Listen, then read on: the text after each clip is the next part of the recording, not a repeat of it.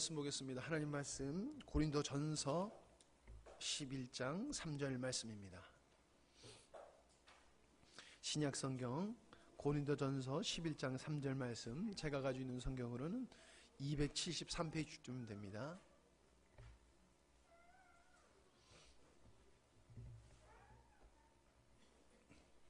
고린도전서 11장 3절 말씀 한 절 우리 같이 큰 목소리로 읽도록 하겠습니다. 시작.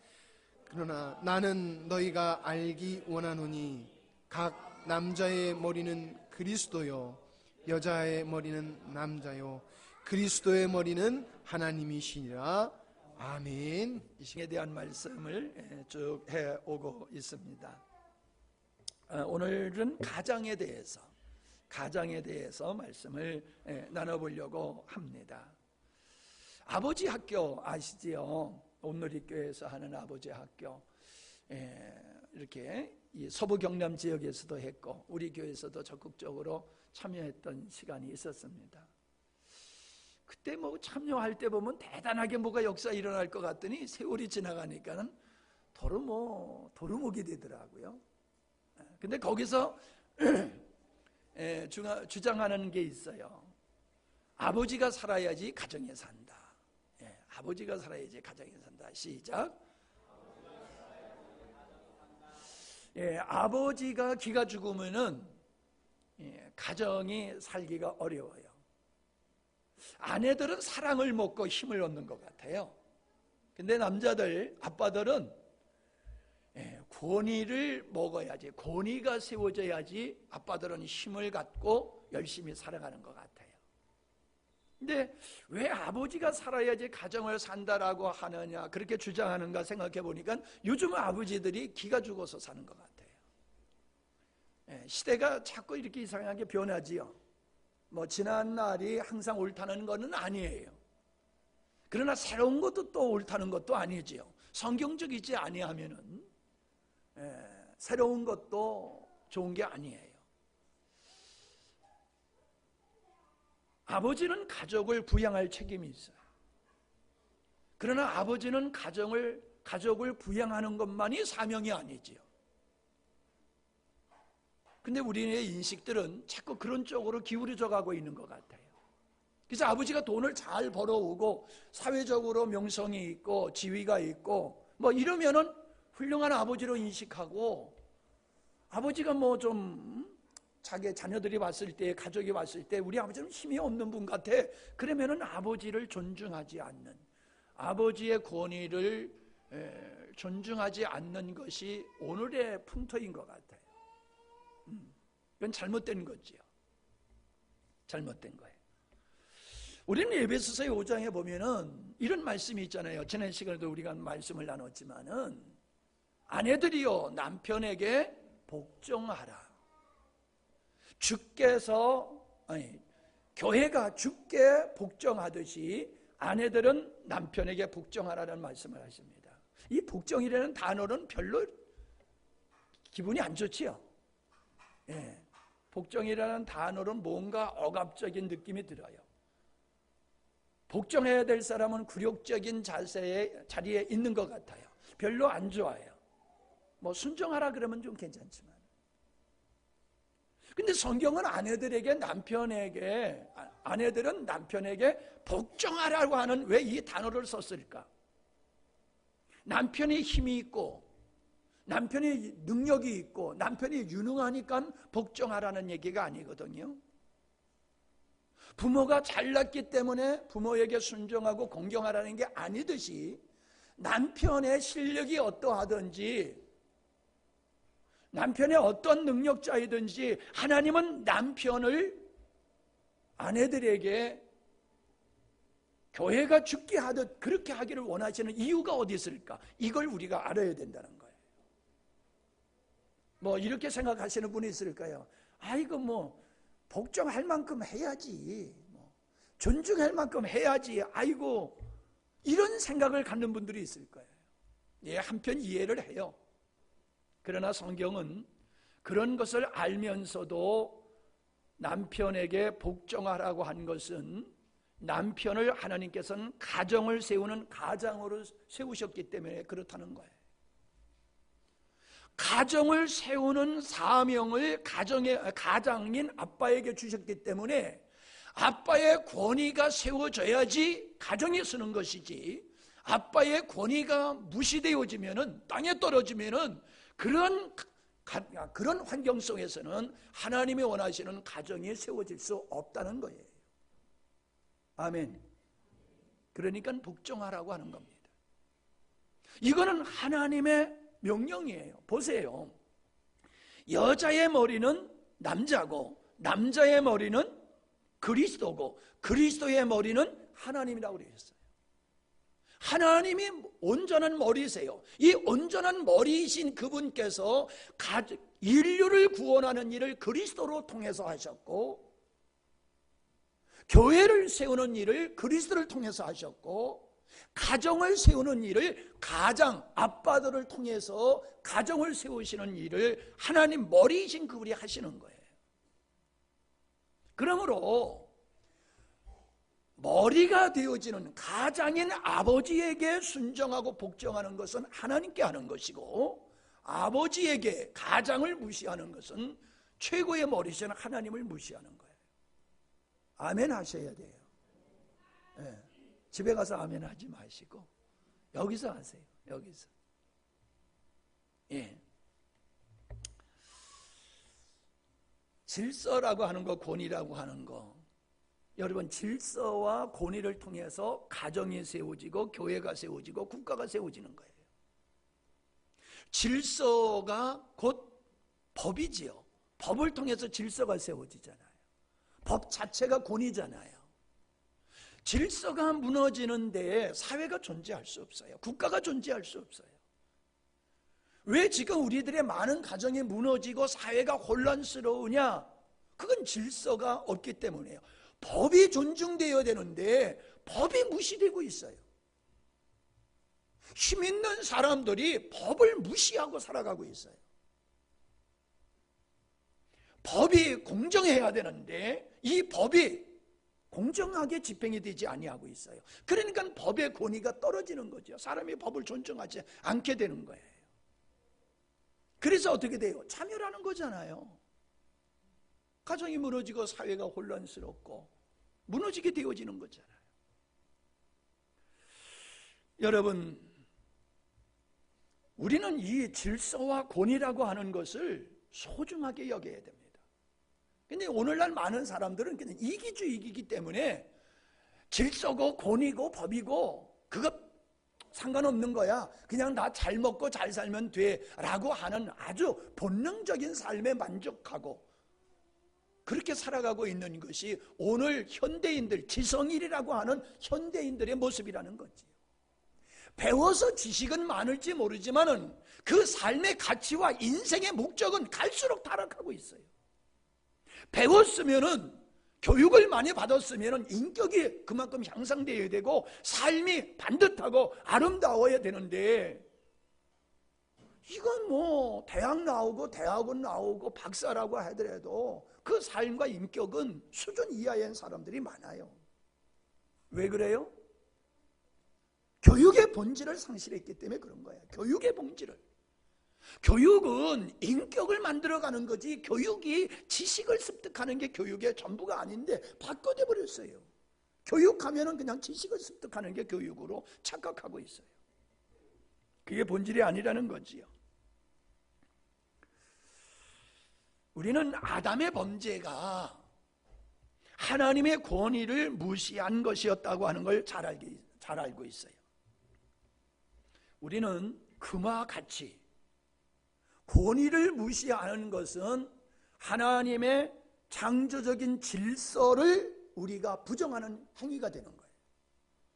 하나님은 권위를 세우셔서 가정을 세우고 교회를 세우고 국가를 세우시고 당신의 뜻을 이루어 가시는데, 이 권위를 부정하는 것은 하나님 자신 자체를 부정하는 것이라고 하는 인식을 가져야 될 줄 믿습니다. 우리는 오늘 저는 여러분들에게 그 족장들의 삶을 통해서 가장의 역할이 얼마나 중요하냐라고 하는 것을 살펴보려고 합니다.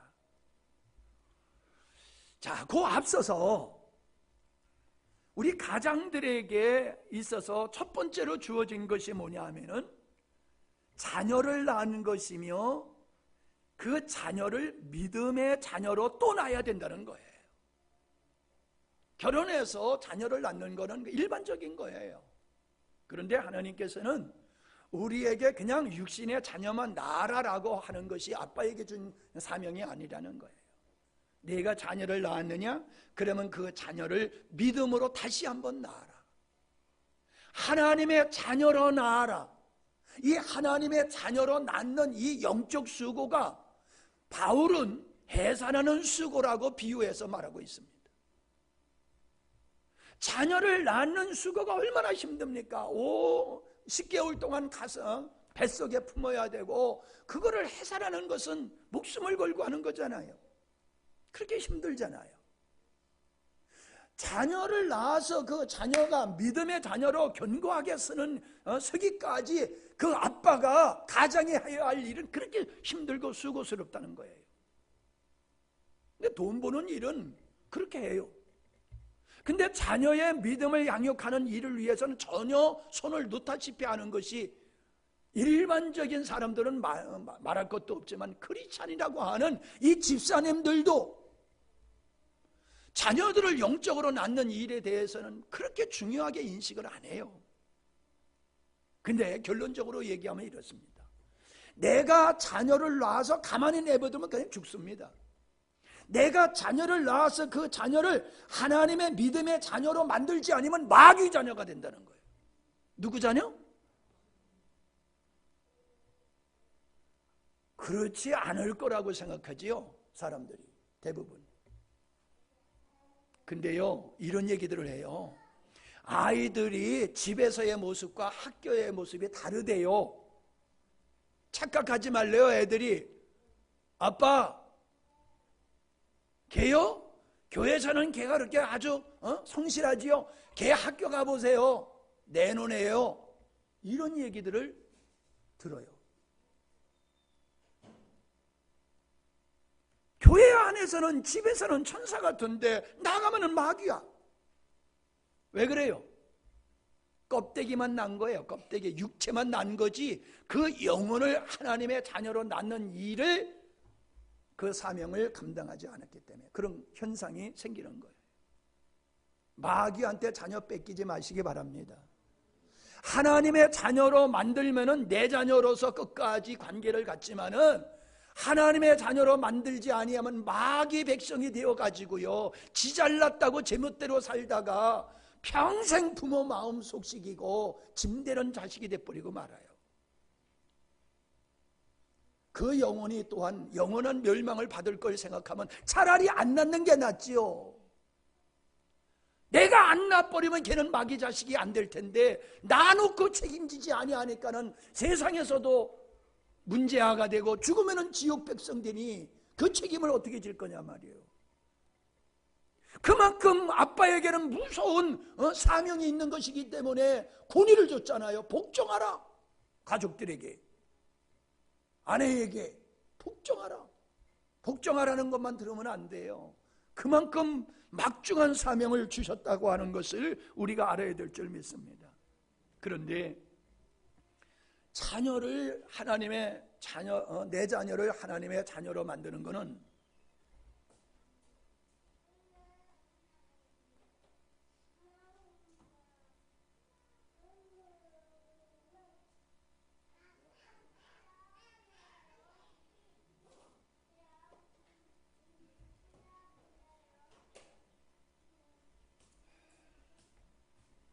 뭔 얘기했죠?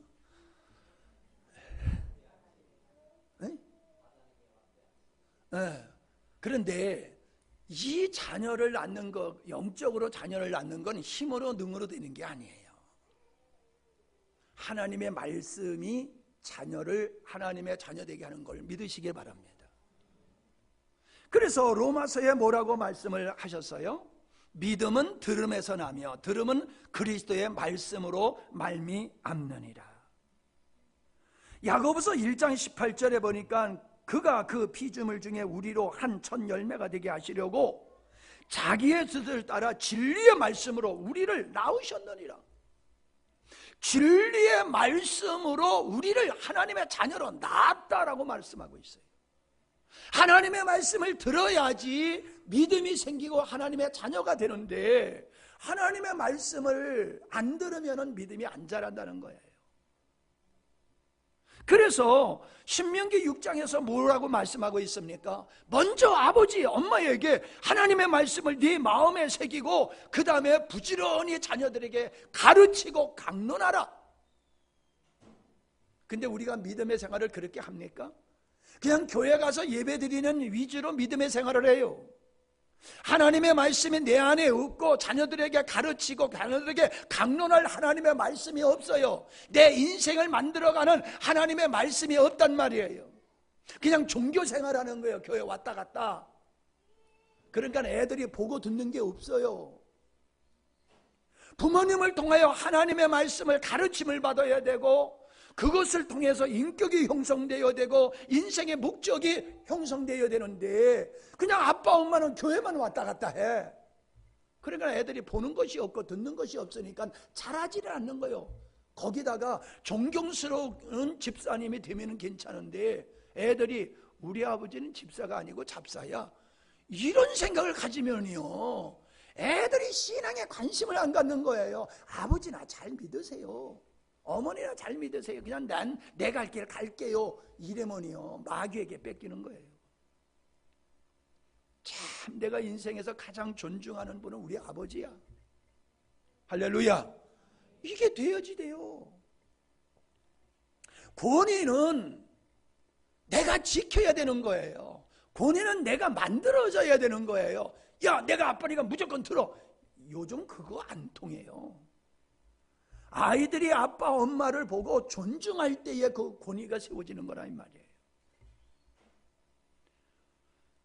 하나님의 말씀을 손목에 달고 미간에 붙이고 문손지에 매달아놔라. 그게 뭔 얘기입니까? 아이들이 늘 하나님의 말씀을 가까이 하는 환경을 만들라는 거예요. 늘 가까이 하는. 틀어놓으면 맨날 연속곡이나 틀어놓고 그거 쳐다보고 희덕거리고 있으니까 애들이 뭘 배워요? 요즘 연속극이 볼만한 게 뭐가 있어요? 난 지금 뭐가 하는지도 몰라. 방송에서 뭐가 지금 방영되는지도 몰라. 그런데 알기로는 그걸 만드는 사람들이 건강한 사람들이 되어야 되는데 거기서 불륜을 조장해. 거기서 아빠들을 무시하고 그냥 지멋대로 사는 거 거기서 보여주잖아요. 그러니까 그거 보면서 애들이 보고 그게 정당한 건 줄 알고 따라하잖아요. 아이들은 일상생활 속에서 늘 하나님을 가까이 할 수 있는 그런 환경이 조성되어야 될 줄로 믿습니다. 텔레비에 틀었다라고 하면은 안 트는 게 더 좋은데, 틀었다라고 하면 좀 가려서 아이들이 볼 수 있도록 해야 된다는 거예요. 무조건 저들 보고 싶은 거 보게 하면은 안 돼요. 여러분, 보고 싶은 거, 형편없는 걸 보고 싶어 하면은 우리 자녀에게 형편없는 애가 돼 있는 거예요. 형편없는 프로그램을 보면서 아유 저거 보기 싫어, 이래야지 자녀 잘 기른 거예요. 예? 단 세대가 좀 바뀌어서 그런지 그 애들 나와서 웃기는 걸 보면요 웃겨요. 진짜 웃기는 걸 보면 웃긴다니까요. 야, 저걸 보고 웃고 있어? 아유 죄송해요, 골변 애들 같아. 내가 봤을 때는 정말로 좀 뭐 내용이 있는 걸 가지고 웃어야 되는데요, 이상한 짓을 해서 웃기는 걸 가지고 그걸 웃고 있고 그걸 좋다고 하고. 그만합시다 이제 거기까지는. 자, 두 번째로 그 족장들의 삶을 통해서 살펴보려고 그래요. 첫 번째가 아담이에요. 자, 아담이 선악과를 아담이 따먹은 게 아니잖아요. 누가 먼저 따먹었어요? 하와가 먼저 따먹었잖아요. 그리고 남편 아담에게 야, 이거 먹으니까 되게 맛있더라, 이거 먹어봐. 하나님이 이거 먹으면 죽는다고 그랬는데 봐, 나 이거 먹어서도 안 죽었잖아. 먹어봐. 여러분, 그래서 아담이 선악과를 먹고 같이 사망에 이르렀잖아요. 아담에게 사명은 아내와 자녀들을 잘 양육하는 것이 그의 사명인데 이걸 놓쳐버린 거예요. 아내가 믿음으로 바르시지 못했어요. 그러니까 하나님을 우습게 여기고 선악과를 따먹었을 때에 그것을 책망해야지요. 그걸 먹으라고 했을 때야 당연히 거절을 했어야죠, 자기는. 그런데 남자는 여자를 따라가게 돼 있나 봐. 에? 여자가 죽자 하면 따라서 죽는 게 남자인가 봐. 그래서 한바지라고 그러지. 이게 먹으면 안 되는 걸 뻔히 아는데 먹으라고 하니까 덥석 그걸 또 먹어버렸잖아요. 그러니까 이 잘못된 여자의 판단에 남자가 망했는데 사실 그 원인을 추궁한다라고 하면은 아내 관리를 잘못했다는 거예요. 아내 관리를 마귀하게 놀지 못하도록 막았어야지. 마귀하게 놀도록 내버려 두니까는 그렇게 돼버렸잖아. 아멘은 다 어디다 두었나? 맞죠? 네. 마귀하게 놀도록 내버려 뒀어요. 잘 생각하세요. 누구하고 놀게 그냥 내버려 두면은 아내 뺏기고 자녀 뺏기고 다 뺏기는 거예요. 관리해야 돼요. 관리해야 돼요. 내 앞에 붙들어 놨다고만 해가지고 그거 관리하는 게 아니에요. 생각은 뺏기고 몸뚱어리만 데리고 있으면 무슨 소용이 있어요. 아담은 자녀 교육 잘못시켜서 그가 낳은 큰아들이 둘째를 죽이는 이 비극이 일어났잖아요. 그것도 일에다가 한 게 아니에요. 예배드리고 나와가지고 우리식으로 얘기하면 예배드리고 집에 가가지고 형제끼리 싸워가지고 형이 동생을 때려 죽인 거란 말이에요. 세상에. 예배드리고 가서 예배의 실패가 살인을 저지르는 비극을 낳았잖아요. 왜 예배를 실패했어요? 하나님을 잘못 알았기 때문에 그런 거예요. 바른 신앙을 갖지 못했기 때문에 그런 거예요. 예배만 드린다고 그게 바른 하나님이 기뻐하시는 줄 압니까?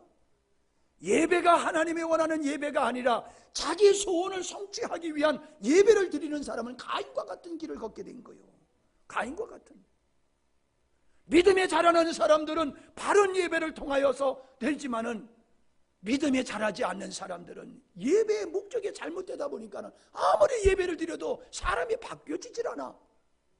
그냥 옛사람 똑같아. 그러니까 끔찍한 일을 저지르는 사람이 되버리고 말더라라고 하는 겁니다. 아브라함을 한번 보세요.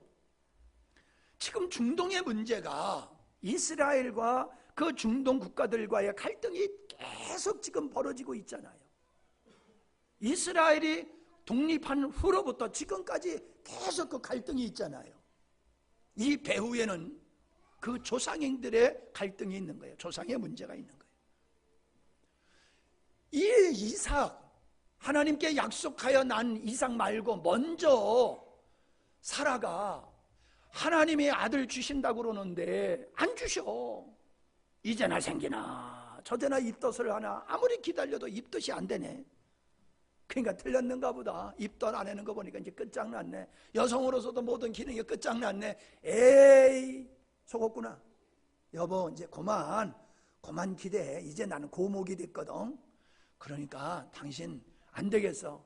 내가 그래도 보니까 내가 데리고 있는 여자 중에 얘가 그래도 제일 괜찮아. 얘 데려다가 씨바지 해가지고 하나 낳아. 그래야지 될 것 같아. 사탄아 물러가라 그래야 되는데 어이 당신 생각이 참 현명하구만. 너무나 아주 지당한 말씀이야. 그리고 덥석 들여다가 아들을 하나 낳은 게 이스마엘이잖아요. 근데 하나님은 나 그거 인정 안 해 그러셨어요. 여러분 가장은 분별력이 있어야 되는 거예요. 분별력이 있어야 돼요. 예수님께서 베드로가 십자가에 못 박혀 죽으시면 안 됩니다라고 말렸을 때에 안 넘어가셨잖아요. 분별력 있게. 그리고 사탄이라고 책망하셨잖아요. 아브라함은 사라가 그렇게 제안할 때 여보 그 말도 안 되는 소리 하지 마라. 어리석은 자 중에서 어리석은 자와 같다고 욥이 그 아내에게 그랬잖아요. 아내가 하나님 저주하고 당신 죽으세요. 하나님 살아있어 봐요. 어찌 당신이 그렇게 고난을 당합니까? 그렇게 고난을 당하는데도 하나님 꿈쩍도 아니고 도와주시지도 않은 그런 하나님 뭐하러 믿어요? 하나님 저주하고 죽으세요. 그랬을 때에 당신은 어리석은 여자 중에 한 사람과 같다. 그리고 안 넘어갔잖아요. 아브라함이 그랬어야 되는데 믿음으로 서 있지 못하다 보니까, 주 안에 있지 못하다 보니까 아내 사라의 말이 너무나도 현실적이야. 그러니까 덥석 그 일을 저질러 가가지고 지금까지 그 후손들이 갈등하며 살고 있는 이 불의 씨앗을 만들어 냈다라고 하는 겁니다. 잠언서 31장 10절에 보니까 누가 현숙한 여인을 찾아 얻겠느냐? 그의 값은 진주보다 더하니라. 현숙한 여인은 진주보다 더하대. 할렐루야. 네, 여자들이 아멘 하면 안 되고 남자들이 크게 아멘 해야 되는 거야. 이럴 때 현숙한 여인을 얻는 것은 남자에게 있어서 가장 큰 축복이라는 거예요. 내가 인생을 살아보니까 그래. 내가 목회를 해보니까 그래. 재능이 있고 유능한 남자 찾아가는 사람은 그 인생이 한심하게 되더라고. 여자만 그런 거 아니야. 남자도 얼굴 곱싹하고 뺀뺀한 여자만 찾아다니는 사람들은 얼마나 후회하는지 몰라.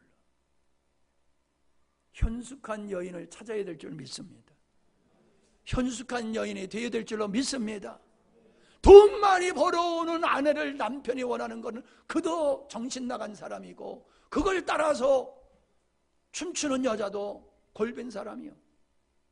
좋은 아내는 실력에 있는 게 아니라 현모양처 현숙한 여인으로서 남편이 바르게 생각하고 바르게 판단하고 바르게 결정할 수 있도록 도와주는 게 여인의 근본적인 목적이지, 사명이지, 돈 벌어오는 게 그게 진짜가 아니란 말이에요.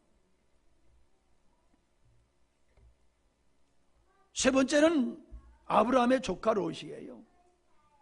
이 조카가 처음에 선택을 잘했어요. 왜? 아브라함의 믿음을 따라 나섰기 때문에 참 잘 결단한 거예요. 그런데 이 롯의 마음에는 아브라함의 믿음을 쫓는 믿음은 없었어요. 아브라함을 통해서 잘 먹고 잘 살려고 하는 욕망은 있었지만은 아브라함의 믿음을 따라서 나도 믿음의 사람으로서 믿음의 시조와 같은 사람이 되겠다라는 갈망이 없었어요. 허나 아브라함을 쫓아 살다 보니까는 부유해져 가지고 분가하지 아니하면 안 되게 됐잖아요. 분가할 때에 아브라함이 조카에게 선택권을 먼저 주는 거예요. 우선권을. 네가 우하면 내가 좌하고 네가 좌하면 내가 우할게. 네가 먼저 선택해라. 그랬더니 이 롯이 눈을 들어서 딱 보니까는 그냥 물이 말아가지고 초장으로 되어 있는, 거기에 또 멋진 성이 있는 그것이, 야, 내가 저쪽에 가서 살면은 되겠구나. 그쪽을 선택해 갔잖아요. 우리는 결론적으로 알지만은 동성애가 아주 보편화가 되어 있던 그 소돔성, 그 소돔성을 선택을 해가지고 거기에 들어가서 살면서 그들에게 동화가 되었잖아요. 같이 살다 보면요, 자꾸 보고 듣다 보면요, 나도 모르게 이게 오는 거예요. 예. 좌파를 씹는 누구의 그 유튜브를 내가 자꾸 들으니까요, 나도 모르게 욕이 익숙해지더라고. 얼마나 욕을 잘했는지. 예? 내가 하는 건 아니지만 익숙해지더라고. 근데 어느 날 그 친구가 그거 이제 안 하겠다고 그러더니 얼마나 이쁘게 요즘 말하는지 몰라. 사람은요, 자꾸 보고 듣는 대로 그게 젖게 돼 있어요. 젖게 돼 있어요. 생각에 젖고 마음에 젖어서 나도 모르게 그게 나오게 되어 있고 삶으로 생활로 행하게 되어 있더란 말이에요. 그래서 어떻게 됐습니까? 롯이 그 소돔성에 멸망할 때에 은혜로 그가 구출을 받게 되잖아요. 그때 롯의 처는 뒤를 돌아보지 말라는 말씀을 어기고 뒤를 돌아보다가 소금기둥이 되었다라고 기록되어 있고, 나와가지고 보니까는 이 딸들이 보니까는 이게 남자가 없어. 자녀를 생산해야 되는데 자녀를 생산할 길이 없어. 그러니까는 아빠에게 술을 먹여가지고 아빠하고 같이 잠을 자가지고 아이를 낳았잖아요. 그게 모압과 암몬이잖아요. 이스라엘 옆에 있는. 이런 일들이 어떻게 발생할 수 있느냐면 소돔이라는 그 성이 그런 성이요, 그런 곳이야. 그런 곳에서는 빨리 이사를 나와야지요.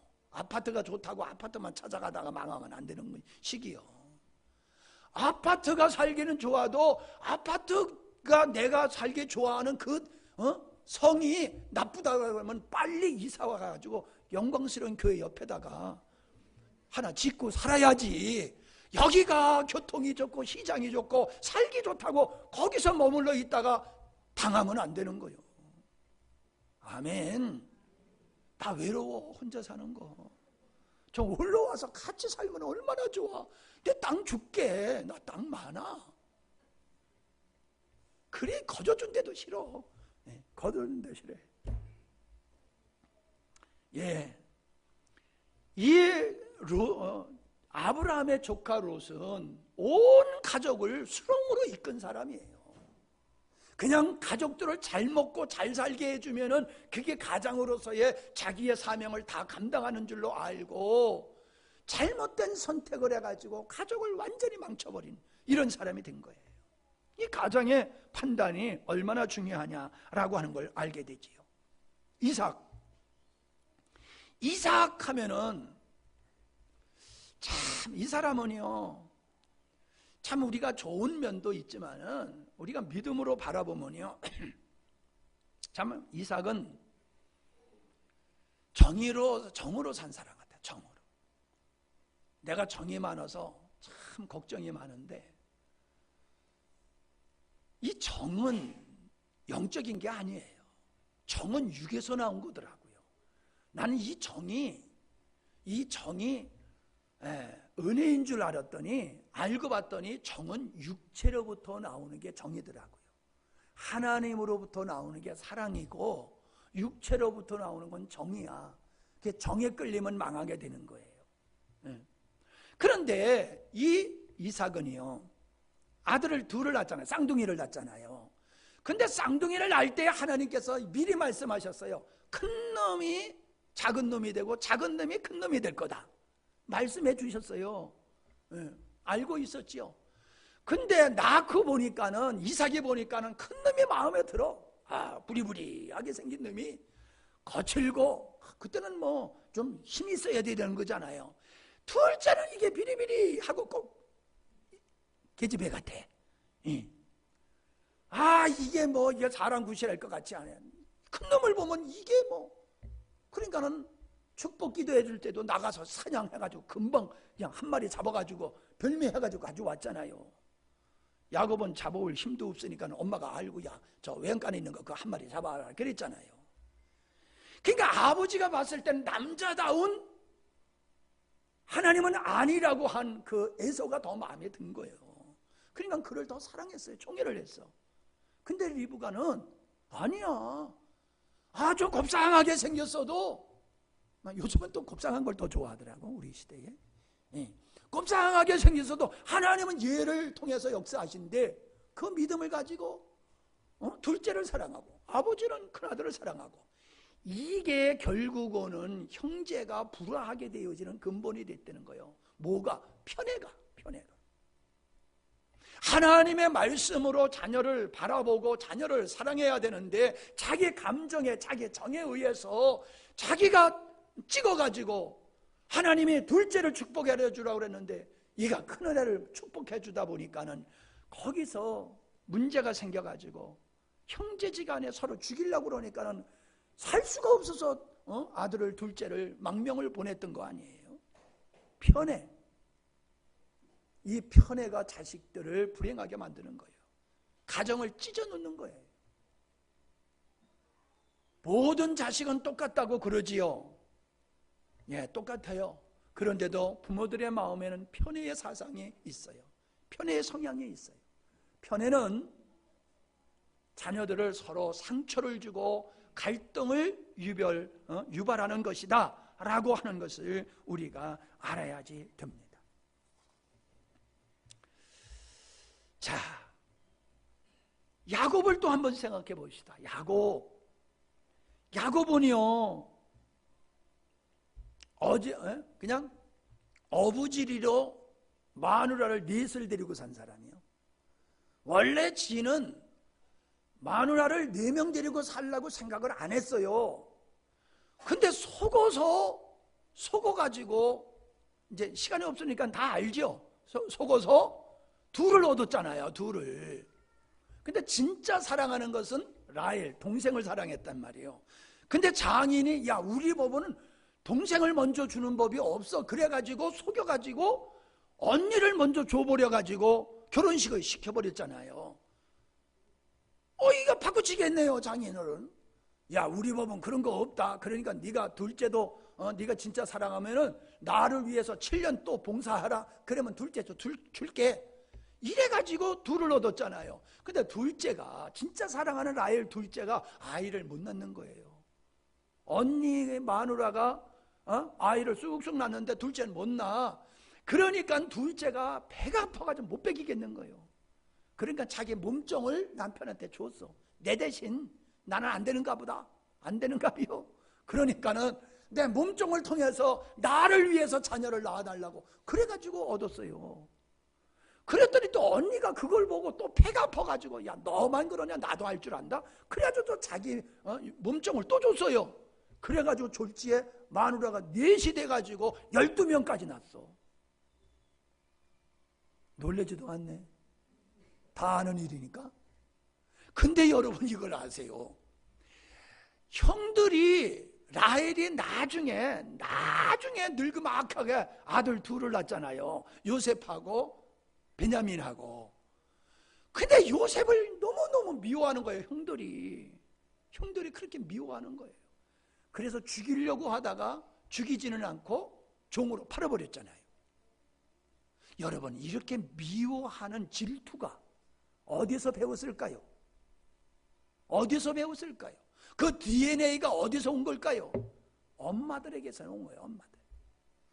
엄마가 남편 사랑받고자 그 서로 질투하는 그것을 애 낳는 것만 있었겠어요? 성경에 기록되지 않았지만은 살아가면서 끊임없이 이 4명의 여인들은 갈등 속에서 살았을 거예요. 그러니 자녀들이 그거 보면서 배운 거예요. 그 DNA가 그대로 그들에게 그냥 이루어진 거예요. 그러니까 아버지가 사랑하는 요셉을 볼 수가 없어. 그냥 꼬라지를. 그러니까 죽여버리려고 하다가 그래도 죽이는 것보다는 그래도 노예로 팔자 이렇게까지 나왔던 거예요. 그냥 가장이 중심을 가지고 살아야 되는데 야곱이 그 짓을 못했단 말이에요. 가장으로서. 그러다 보니까는 그 아픔, 자녀를 잃어버리는 이 아픔을 그가 경험하게 되었더라라고 하는 겁니다. 어때요, 여러분? 다 아는 얘기지요? 그죠? 몰랐던 얘기요? 다 아는 얘기 했어요. 제가 지금 여러분에게. 다 아는 얘기를 왜 했느냐? 생각해보자는 거예요. 생각해보자는 거예요. 정말 내가 가장으로서 하나님께서 가장인 나에게 맡겨준 사명을 내가 똑바로 인지를 하고 그것을 이루기 위해서 내가 열심히 사느냐, 아니면은 그냥 내가 원하는 대로 가장 노릇을 하고 있는가 생각해 보라는 거예요. 우리는 주님이 원하는 가장의 노릇을 해야지 가족이 원하는 가장의 노릇을 하면은 안 된다는 거예요. 그걸 얘기한 거예요, 지금. 아멘. 자, 마지막으로 요것만 생각하고 맞춰봅시다. 좋은 아내로 말미암아 훌륭한 가장의 역할을 하게 한 사람들이 있어요. 성경에 보니까는 그 여인이 누구냐? 첫 번째 그 여인이 노아의 아내라고 생각이 돼요. 노아가 갑자기 기도하고 나오더니 여보, 하나님께서 물로 세상을 심판하신대야. 그리고 그걸 피하기 위해서 방주를 지으라고 그러시네. 그랬을 때에 노아의 아내가 이 양반이 지금 더위 먹고 정신이 갔나? 그러면서 반대하면 그 방주를 줄일 수 있었겠어요? 없었겠어요? 아니, 그게 분별이 안 돼? 에? 하다못해 내가 닭 한 마리 기르려고 해도 사모님의 동의가 돼야지 돼. 동의가 안 되면 닭을 못 길러. 10마리 사다 놓자 하더라도 대답을 하면 안 돼. 진행이 안 돼. 아, 그러세요. 그래야지 진행이 돼. 허물며 평생 경험도 못했던 홍수가 와가지고 뭐 지구가 다 멸망한다고? 그래서 배를 지라고? 이거를 믿는 아브라함의 아내가 노아의 아내가 노아보다 믿음이 더 좋은 것 같아.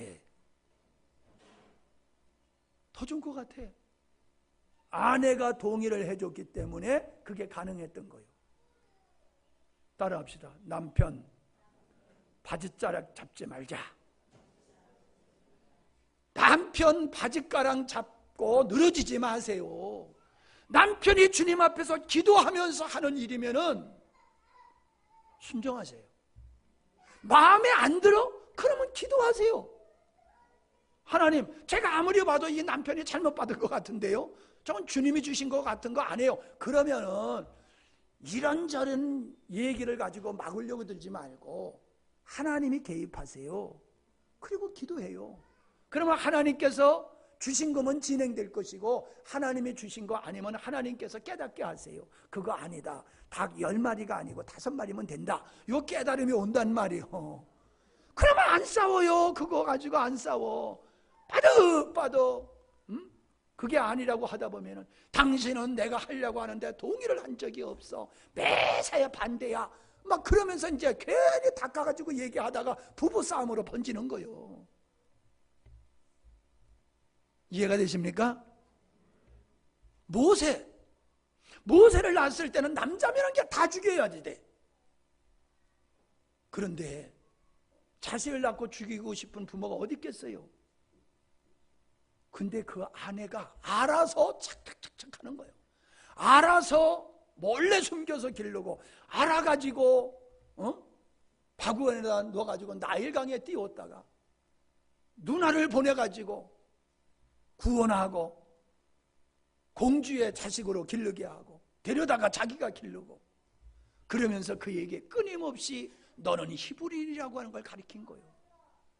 그러니까 자기의 동족을 돌볼 생각이 생겨서 장성해서 왔다가 자기의 동족을 학대하는 사람 보고 그걸 보고 죽였잖아요. 생각해 보세요, 여러분. 중국 사람들이 우리 많이 왔어. 중국 사람이 와가지고 우리 한국 사람 보고 무시해. 예를 들어서 중국 사람 없으니까 내가 하는 얘기예요. 그러면은 여러분이 열을 받는데 얼마나 열받겠어요? 그를 죽이지는 않을 거 아니에요. 아무리 열받아도. 그런데 모세는 얼마나 열받았는지 자기 민족을 학대하는 애굽 사람을 죽여버렸다니까요. 그만큼 모세의 마음속엔 자기 민족을 사랑하는 마음이 있었다는 거예요. 어떻게? 어머니의 영향을 받아가지고. 그 위대한 모세는 위대한 어머니요 위대한 아내를 만났기 때문에 자기 아내 말고 아버지 아내 그 아내를 만났기 때문에 됐다는 거예요. 우리는 성경에 보면은 이스라엘의 아버지라고 일컫는 사무엘을 알게 돼요. 이 사무엘은 한나가 아이를 못 낳았을 때에 하나님 앞에 서원 기도해가지고 얻은 아들이잖아요. 그러니 여러분 이 아들을 얼마나 애지중지하겠어요. 근데 이 엄마는 이 아이를 서약한 대로 제사장한테 갖다 맡겨버리잖아요. 나는 아직까지 살아도 집사들이 아기 나가지고 목사님 우리 애 좀 길러주세요 하고 맡긴 사람 한 사람도 없어. 다 자기가 기른다고 그러고 나한테 맡긴 사람 한 사람도 없어. 아니 보세요. 절에도 갖다 맡기잖아. 절에도 갔다가. 근데 목사님한테 맡긴 사람은 하나도 없어. 고아원에 갖다 줘도. 내가 그만큼 인정을 못 받는다는 얘기인가 봐.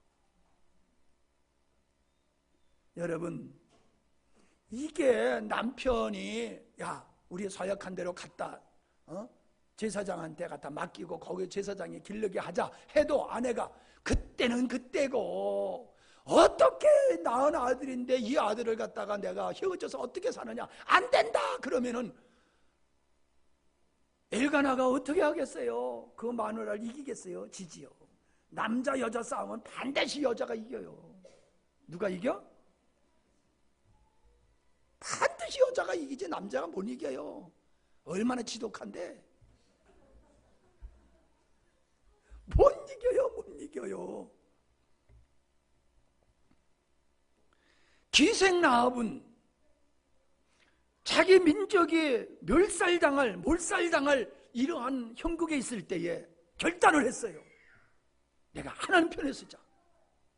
사람 편에 서서 애국자로 살다가 죽는 것보다는, 심판받아 죽는 것보다는 멸망받는 사람들한테 내가 배신자 소리 들어도 내가 하나님 편에 서서 마지막을 내가 살아야 되겠다, 그렇게 결단하고 어떻게 했어요? 하나님의 정탐꾼들을 보호했잖아요. 그래서 살았잖아요. 이건 남자가 해야 할 일이요, 남자가. 그런데 남자가 하지 아니하고 여자가 그 일을 했어요. 한나도 마찬가지고. 우리는 나발을 도왔던 다윗을 아주 무시함으로 말미암아 다윗이 열받아가지고 그 나발의 가족의 남자를 다 죽이려고 했을 때에 지혜로운 아비가일이라는 여인이 나서서 그 남편, 다윗의 분노를 막았잖아요. 여자가 나서서. 여러분, 남자가 할 수 있는 일이 있고 여자가 더 잘할 수 있는 일이 있어요. 여자는요 섬세해요. 남자는 덜렁이요. 그냥 여자가 하나님께서 주신 그 섬세함을 가지고 남편을 잘 돕는 거예요. 보세요, 여러분. 남자를 위해서 여자를 만들었지 여자를 위해서 남자를 만드느냐? 본문 말씀 보세요. 여기 뒤에 쭉 읽으면 16절까지 읽어야 되는데 시간 아끼려고 그거 안 읽은 거거든요. 남자를 위해서 여자를 지음을 받았지 여자를 위해서 남자를 지음을 받은 게 아니다. 구절에 그렇게 기록되어 있어요. 그런데 남자의 돕는 배필이라고 하는 무엇을 돕는 것까 생각해 보니까는 가장의 역할을 잘하라고 하나님께서 아내를 돕는 배필로 만들었구나, 이게 보여지더라고요. 아내가 해야 할 일들은 남편이 가장의 일을 잘할 수 있도록 그거 도우라고 하나님이 붙여주신 줄로 믿으시기 바랍니다. 그러니까 여러분들, 남자는요 오래 앉아 기도 못해요. 옆구리가 아프고 좀이 쑤셔서 못해요. 근데 여자는 원래 하나님이 그렇게 지으셔가지고 하루 종일 이거 해도 지치질 않는 사람이 여자들이야. 그러니까 기도도 여자들은 그냥 몇 시간씩 해도 안 지쳐. 근데 남자는요 몇십 분만 하면 아주 그냥 못 앉아 있어요. 결려가지고. 기도하시기 바랍니다. 여자들이 가정을 위해서 기도하고 남편을 위해서 기도하고 가장 역할을 잘하도록 기도해야 돼요. 내가 사모님한테 내가 아무 소리 못하고 동의하는 게 뭔지 알아요? 내 덕에 먹고 사는 줄 아세요? 그래서 아멘 그리고 살아 내가. 아멘. 근데 아니더라고요. 내 덕에 먹고 살더라고. 뭐가 내 덕에 먹고 사느냐? 자기 혼자 있으면 밥도 안 해 먹고 살아. 목사님이 있으니까 삼시 챙겨가지고 나를 대접하다 보니까 얻어먹고 살아. 그래서 나 때문에 살고 있어. 나 때문에. 자, 이제 말씀을 마치겠습니다. 우리는 남자라고 하는 아빠의 사명이 뭔지, 가장의 사명이 뭔지를 우리는 명확하게 해야 됩니다. 아내의 사명이 무엇인지를 아내들이요 명확하게 아시기 바랍니다. 돈 잘 벌어오는 게 훌륭한 아빠가 아니에요. 믿음의 가정을 세우는 게 가장으로서 제일 먼저 해야 할 사명임을 믿으시기를 바랍니다. 살림 잘하는 게 밥 잘하고 빨래 잘하고 가정 예쁘게 잘 가꾸는 게 그게 아내들이 잘해야 할, 살림 잘해야 되는 게 그게 아니에요. 아내들은 남편이 흔들리지 않도록, 남편이 바르게 생각하고 바르게 결단할 수 있도록 힘과 지원군이 되어야 될 줄로 믿습니다. 다른 사람이 다 아니라 그래도요, 아내가 맞아 당신 하는 게 맞아 그대로 해 그러면요 남자가 그지 맞지 그리고요 힘있게 해요.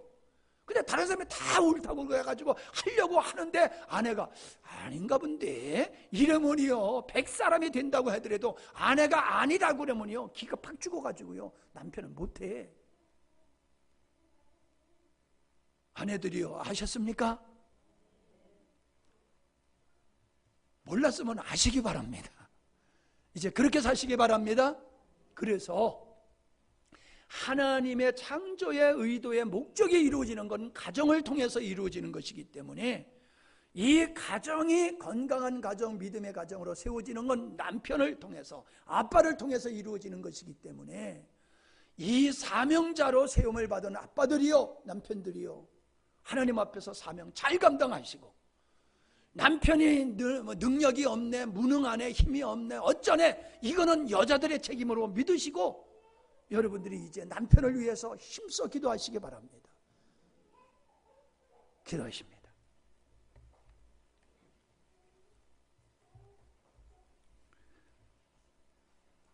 내가 어떠한 아빠로서, 가장으로서 하나님께서 나에게 주신 사명이 무엇인지를 확실하게 알고 그것을 이루는 삶을 살아오셨는지 돌아보시고, 우리 아내된 우리 성도님들은 정말 아내의 역할이 남편을 세우는 것이었는데 이 일을 내가 얼마나 힘써 지혜롭게 잘해왔는가를 또 돌아보시기 바랍니다.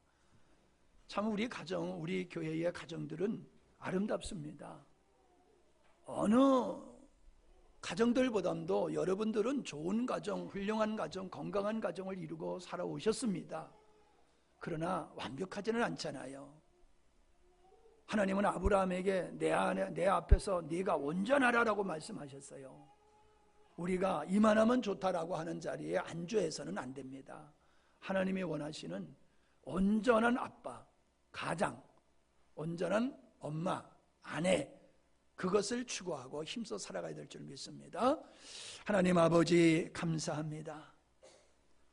5월달에 하나님께서 원하시는 가정을 세워나가기 위한 이런저런 말씀들을 나누었는데 가장의 중요성을 주께서 우리에게 다시 한번 자각하게 하시고 새로운 마음을 갖게 하셔서 참 주님의 원하시는 건강한 믿음의 가정으로 세워갈 수 있도록 우리를 인도하심을 감사함을 드립니다.